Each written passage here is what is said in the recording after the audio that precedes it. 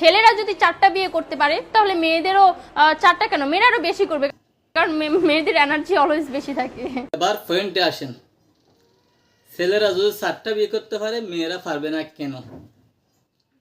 Point number 1, মনে করেন এটা একটা পুকুর, খুশকুনি বলেন, পুকুর বলেন, যাই বলেন, এখান থেকে আমরা 4 গ্লাস পানি নিলাম, ভালো করে বুঝবেন, 4 গ্লাস পানি নিলাম, এই পানি কোথা থেকে নিলাম? এই খুশকুনি থেকে। বোঝা গেল এই পানির মালিক খুশকুনি। এই পানি কোথা থেকে নিলাম? এটাও বোঝা গেল যে এই পুকুর থেকে নিলাম, মালিক হচ্ছে এই পুকুর। এটা কোথা থেকে নিলাম? সেমভাবে বলতে পারবো যে এটার মালিকও এই খুশকুনিটা। যদি মনে করেন এই 3টা, এই 4টা ধরেন, 3টা ধরেন, পানি যদি একটি পুকুরে ডালা হয়, মানে এটা আপাতত পুকুর ধরেন, এখানে ডালা হয়। এখন এই পানিগুলা কিভাবে শনাক্ত করবেন যে এই গ্লাসের কোনগুলা?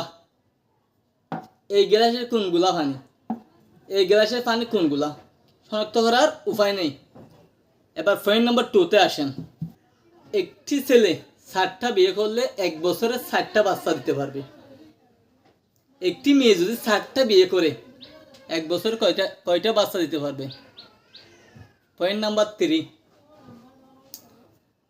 মনে করেন এই মেয়ের একটি বাচ্চা হয়েছে, স্বামী 4টা, এখন বাচ্চাকে বলবে, বাচ্চা যদি বলে আম্মু আমার আব্বু কোনটা, কাকে বলবে?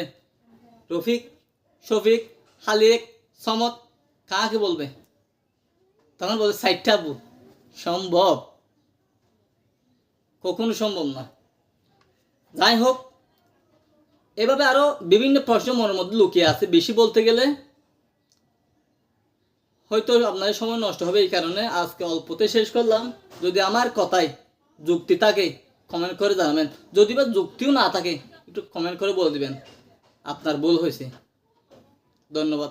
আসসালামু আলাইকুম।